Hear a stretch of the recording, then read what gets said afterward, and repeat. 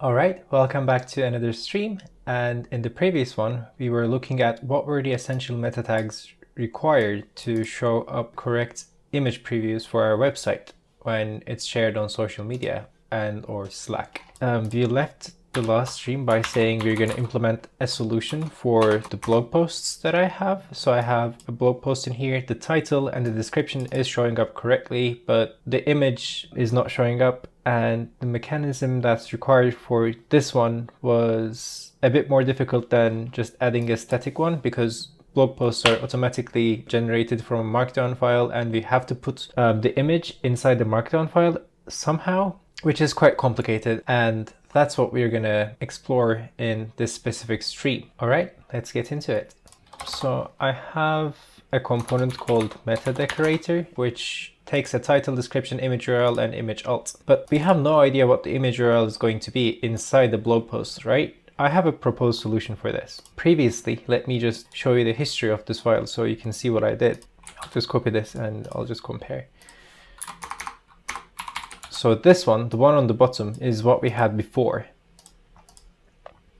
This thing only contains the description and also a title, but my plan is to add a separate component, and this separate component is going to be a composition of MetaDecorator. So it's going to have the same properties, etc. And also it's going to take a folder and also an image and an image alt. And the description part is just going to be the same. And also the title is going to be the same as well. So we have to create this component, and this component needs to pick up this specific image from this specific folder, and it has to embed the React generated static image into the pre-rendered HTML file. So that sounds a bit complicated, but I'm sure we'll get there. Just bear with me until the end of this video. I hope you will understand things better. Okay, so let's get into creating this new component. So we have the MetaDecorator under the util folder, and I'm going to duplicate this and I'm going to call this blog MetaDecorator. Inside of this file is going to be quite different actually.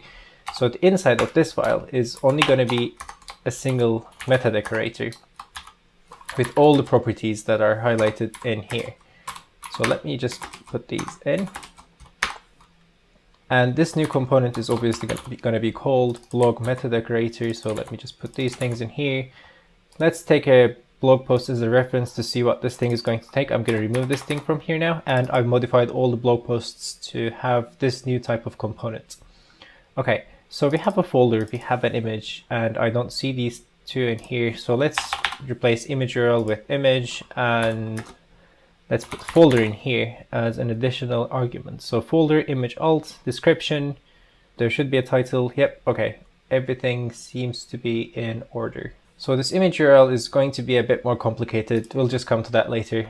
Let me just populate the other arguments here. So the description is going to be description, image alt is going to be image alt. These are the simple ones. But the image URL is going to be a bit more complicated.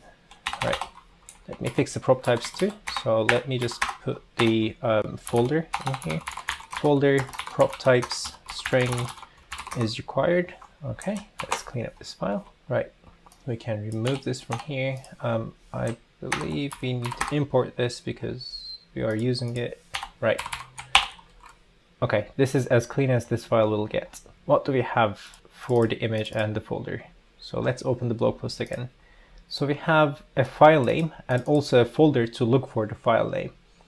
Let me show you where the files are. So this is the AirPods Pro folder, and there's an image called case3.jpg, and this is the image that we're going to show when it's previewed on social media. Okay, let's close all of these blog posts now. We don't need them anymore. We need to take a look at how we actually retrieved images for the media carousel, right? So this media carousel component was able to dynamically import images on the go. And the way we did it was using JavaScript promises and the useEffect hook. So I'm going to do the exact same thing in here. I'm going to copy these two things, and we're just gonna refactor it to fit our use case.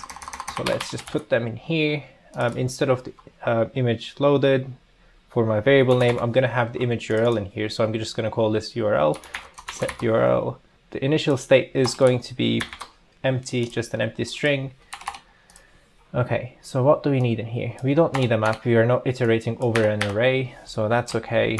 So we are going to get something from somewhere. We're going to get the image URL, and we're going to set the URL to be image link.default.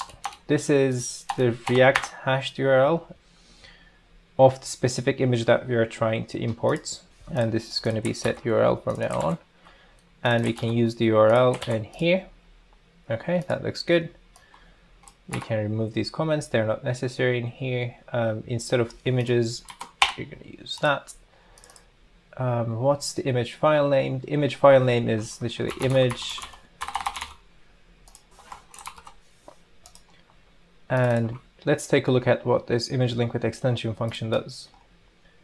Okay, so it determines if you're going to load a PNG or WebP depending on browser support. We don't need that, so I'm just going to copy this and refactor it into here. Okay, that's going to be easy. So we need to copy the whole thing, and we're going to replace this part with that. Yeah, that looks good. And in here, we're just going to have the image. So that's good as well. We can remove this thing now. And let's check if the folder hierarchy is correct. So this component is under the util folder. Media carousel is one up from that. So we need to add one more / and 2 dots in here. So it goes up by one more directory, and that looks fine. I think this should work. So let's just try it offline first. Let's just try it and do an npm start. And if the npm start works, I'm just going to do a deployment, because I don't think this can break anything. It's just a head. It's just the head part of the HTML document, right? Okay, so the local build seems to be working. Is it complaining about stuff? Oh yes, it is. The tag blog meta decorator is unrecognized in this browser. And the reason why it's happening is because we forgot to update the Markdown render. So let's go back to that one. Oh, we have a component called blog plus Markdown in here, which we were going to modify. So it is still expecting a meta decorator, but inside our blog posts, we are actually providing a blog meta decorator. So let's just come back to this file and replace these two with that. We need to import this one, clean up this file again. So now it should be working, hopefully. Refresh the page. Yeah, okay, let's check the head component. Okay, we have the image, we have an image in here, which seems to be working. Okay. Yeah, I'm going to deploy this now. So let's stop the server, the deployment. Okay. All right, deployment is now complete, and I'm gonna go to the website, just check everything's in order. The homepage seems to be fine. Let me just try these parts. Yeah, the blog post seems to be working. So let's just head back to MetaTags and let's try the first one, AirPods Pro. And yeah, as you can see, we have image previews now. And let's try another one. Oh, okay. So